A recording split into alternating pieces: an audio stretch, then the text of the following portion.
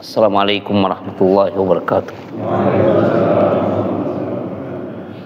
Innal hamdalillah nahmaduhu wa nasta'inuhu wa nastaghfiruh wa na'udzu billahi min shururi anfusina wa sayyiati a'malina. May yahdihillahu fala mudhillalah wa may yudlil fala hadiyalah. Wa ashhadu an la ilaha illallah wahdahu la syarikalah wa ashhadu anna Muhammadan abduhu wa rasuluh, amma ba'd. Jemaah Ta'lim Masjid Al-Mukarramin, kita lanjutkan pembacaan kitab Al-Adabul Mufrad dari hadis yang ke-738.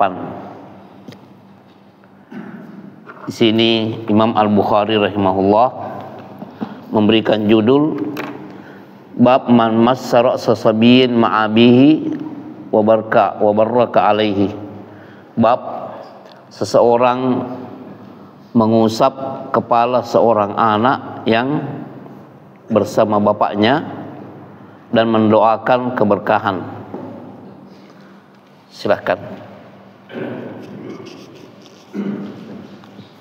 Ishaq menceritakan kepada kami, ia berkata, Hanzalah bin Amr Az-Zuraki Al-Madani mengabarkan kepada kami, ia berkata, Abu Harzah menceritakan kepadaku, ia berkata, Ubadah bin Al-Walid bin Ubadah bin As-Samit mengabarkan kepadaku, ia berkata, aku pernah pergi bersama ayahku dan ketika itu aku masih muda. Kami bertemu dengan seseorang yang sudah berumur tua. Ia memiliki budak dan ma'afir, gitu pula dengan budaknya. Aku berkata kepadanya, wahai paman, apa yang menghalangimu memberi budak namirah atau kain penutup ini? Engkau bisa mengambil budaknya sehingga padamu 2 budak dan pada budakmu 1 namirah. Lalu ia menghadap ayahku dan bertanya, apakah ini anakmu? Ayahku menjawab, benar. Orang itu lalu mengusap kepalaku sambil berkata, semoga Allah memberimu berkah. Barakallahu fika. Barakallahu fika. Semoga Allah berkahi. Ya, lanjut. Aku bersaksi bahwa aku sungguh telah mendengar Rasulullah SAW bersabda, berilah mereka makan dari apa yang kalian makan, dan berilah mereka pakaian dari apa yang kalian pakai. Wahai putra saudaraku, kehilangan kesenangan dunia lebih aku sukai daripada kehilangan akhirat. Lalu aku bertanya kepada ayahku, wahai ayah, siapa orang ini? Ia menjawab, Abu Yusuf, Ka'ab bin Amr. Nampaknya sahabat ya, level sahabat ini, orang ini.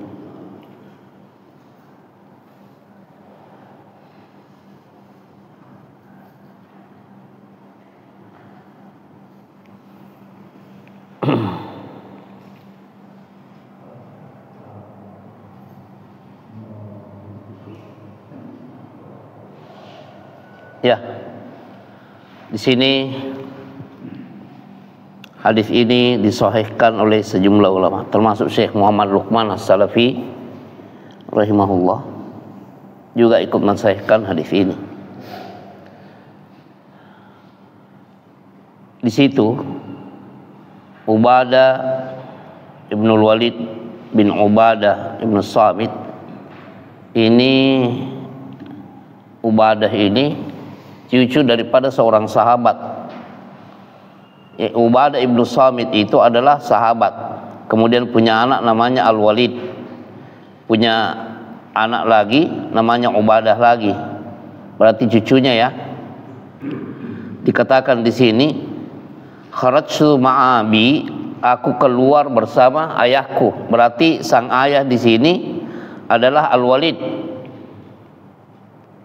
Kemudian yang bercerita adalah sang putra yang bernama Ubadah, yang notabene cucu daripada seorang sahabat bernama Ubadah ibnu Samit radhiyallahu anhum ajmain. Wa ana gulamun syabun, ketika itu aku masih remaja.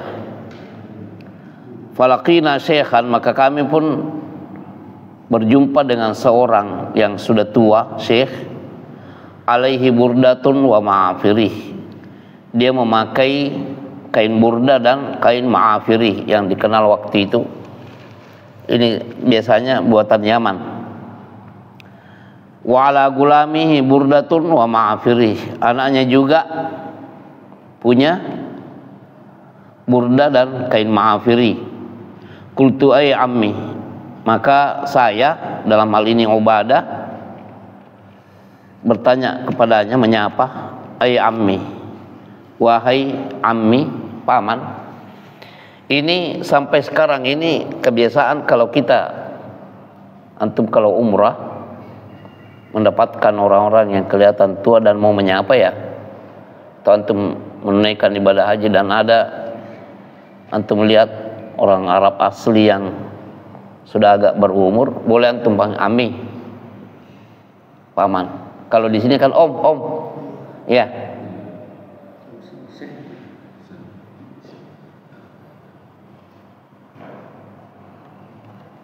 Sapaan yang baik.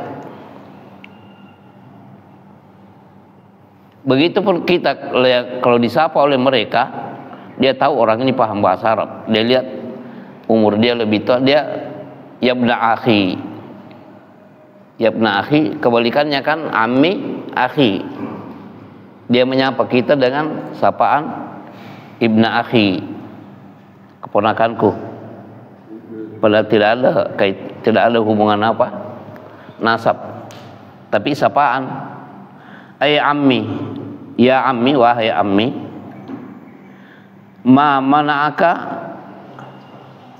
tapi tidak semua ya.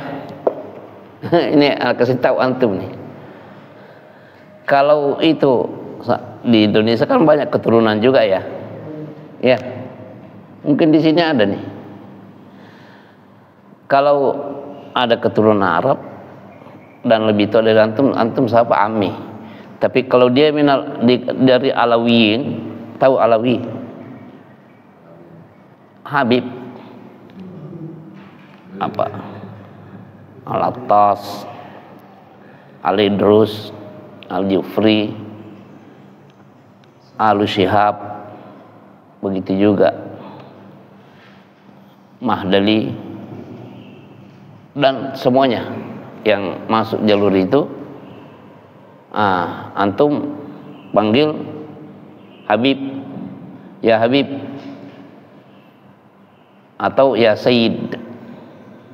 Sayyid, Sayyid, beda.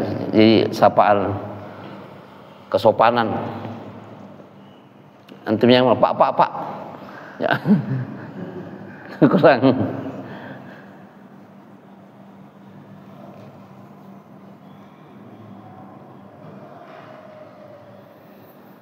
Ay ammi, wahai ammi, ma manaka antu tia ala gulamaka hadhihi namirah.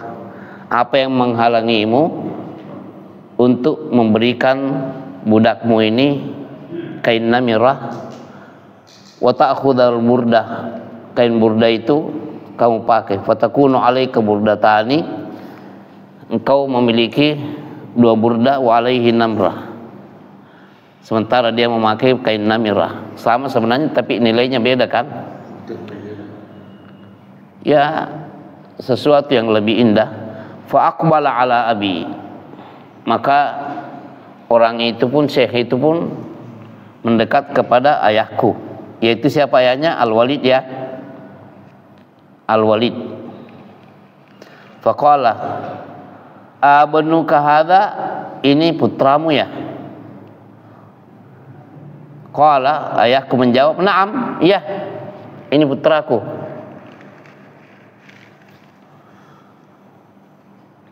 Qala, ini siapa yang berkata di sini? Ubadah. Famasaha ala ra'si, maka syekh itu pun mengusap kepalaku. Wa qala barakallahu fik. Syekh itu mengatakan, semoga Allah memberkahimu. Asyhadu, saya bersaksi, la sami'tu, sungguh benar-benar aku telah mendengarkan Rasulullah sallallahu alaihi wasallam yaqul, bersabda, at'imuhum mimma ta'kulun. Berilah mereka makan dari apa yang kalian makan. Siapa mereka? Budak ya? Budak. Waksuhum mimma taktasun, dan berilah mereka pakaian dari pakaian yang kalian pakai. Nah kan ini siapa? Ubadah. Dia ini mengira bahwa sebaiknya budak itu dikasih pakaian yang biasa-biasa saja. Adapun yang yang burda itu yang lebih mewah sudah dipakai oleh siapa? Majikannya ya. Adapun budak yang namrah saja, kain biasa saja. Nah, tapi Syekh ini memberikan kesaksian. Ini sahabat ya, Syekh ini. Saya bersaksi bahwa betul-betul saya telah mendengarkan Rasulullah Sallallahu Alaihi Wasallam bersabda, berikanlah kepada budak-budak kalian itu makanan yang kalian makan. Waksuhu mimma taktasun, dan berikanlah mereka pakaian dari pakaian yang kalian pakai. Artinya sama, makanan kalian makanan budak juga, pakaian kalian pakaian budak juga. Begitu ya. Budi pekerti apa yang kita pahami dari sini? Kita kan tidak ada budak ya. Terus gimana? Mana lebih tinggi nilainya? Budak daripada pembantu atau pesuruh? Pesuruh lebih tinggi karena dia merdeka kan? Kalau budak kan tidak merdeka. Walaupun begitu, Rasulullah kalau ada pembantu antum, usahakan makanan yang antum makan itu juga jangan dibeda-bedakan. Akhlak ini. Sopir, pekerja kebun dan lain-lainnya. Karena ini perintah Rasulullah Sallallahu Alaihi Wasallam. Ya bena akhi, wahai keponakanku, dhahabu mata'id dunya, hilangnya perhiasan dunia ini, ahabbu ilayya. Kan memang kain burda itu mahal kan? Mahal kain burda itu. Ahabbu ilayya, lebih aku cintai, min an ya'khudha min mata'il akhirah, daripada budak saya ini mengambil hak perhiasan saya di akhirat nantinya. Apa maksudnya ini? Ya tidak apa-apa, budak saya itu bersenang-senang dengan makanan yang saya makan, pakaian saya pakai juga, tidak apa-apa. Itu kan cuma perhiasan dunia. Kan Allah berfirman, qul mata'ud dunya qalil. Perhiasan dunia itu sedikit nilainya. Nah, lalu dia katakan di sini, qultu, saya berkata, ini siapa yang berkata di sini? Ubadah. Ay abatah, wahai ayahku. Dia siapa? Ayahnya yang bernama Al-Walid. Man hadzal rajul, siapa orang ini? Qala, ayahnya menjawab, Abul Yusr ibnu Amr, sahabat nih. Dari mana diketahui bahwa ini sahabat? Ya, ya, bahwa aku betul-betul sempat mendengarkan Rasulullah Sallallahu Alaihi Wasallam bersabda. Silakan fikul hadisnya. Kandungan hadis: 1. Di dalamnya terdapat anjuran agar memperlakukan para pembantu dan budak dengan baik. Ya.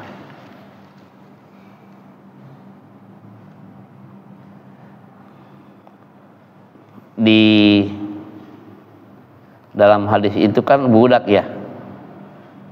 Tapi di sini Syekh Muhammad Luqman rahimahullah memasukkan Khadam itu pembantu. Khadam bukan khadam jin ya. Ya.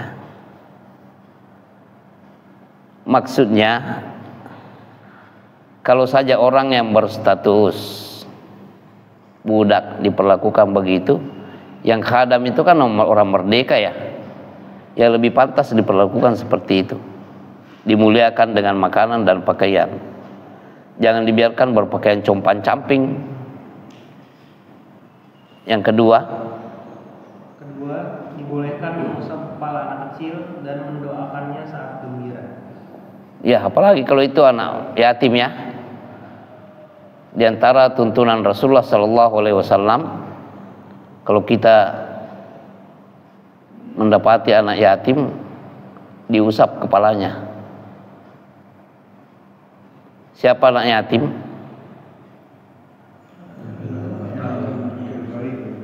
Ya. Ya, anak yatim, yaitu yang bapaknya meninggal, wafat, sementara dia belum apa? Belum balik. Itu yang disebut dengan yatim atau anak yatim.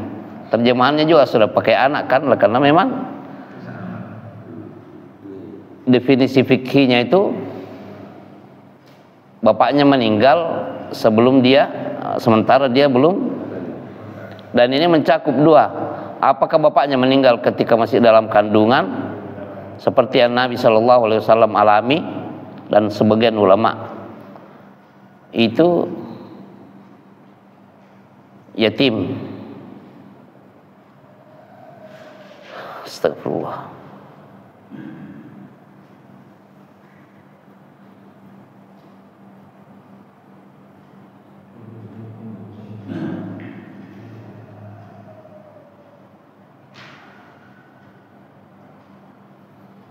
Coba diulangi nomor 2, Pak. Dibolehkan mengusap kepala anak kecil dan mendoakannya saat gembira. Ya. Yang ketiga, anjuran mengunjungi orang-orang soleh, mengarahkan pandangan mereka pada sesuatu yang membahagiakan mereka dan memenuhi keberhasilan mereka. ya, karena di sini Ubadah dan ayahnya itu mengambil manfaat dari sahabat ini, walaupun dia tidak terlalu terkenal ya. Di situ namanya siapa? Abu Yusr ibnu Amr. Ya, Abu Yusr ibnu Amr ya.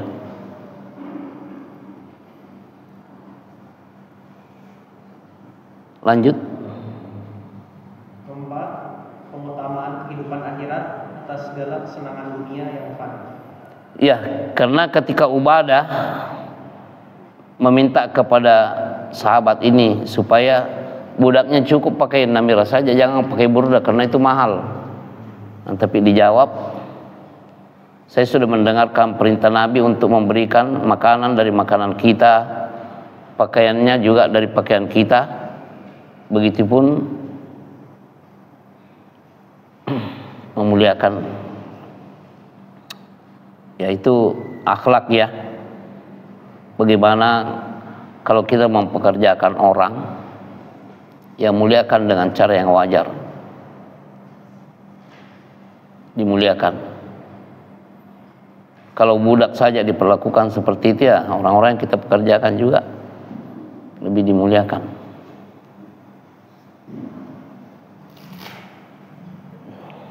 Ya, demikian untuk pagi ini. Semoga kita sudah hari ke-15 Pak ya. Nah, nggak terasa kan? Karena memang Allah Subhanahu wa taala berfirman ayyaman ma'dudat. Ya, bulan Ramadan ini berpuasa hari-hari terhitung. Jadi ya bakal lewat begitu. Tapi bagaimana kita ini supaya mengambil manfaat dunia akhirat dari puasa ini, khususnya pelaksanaannya yang berujung kepada kita termasuk umat Nabi Muhammad SAW yang dipanggil masuk ke dalam surga melalui pintu Ar-Rayyan. Ya, ini kemuliaan yang sangat kita harapkan untuk kita capai. Subhanakallahumma bihamdika asyhadu an la ilaha illa anta astaghfiruka wa atubu ilaik. Assalamualaikum warahmatullahi wabarakatuh.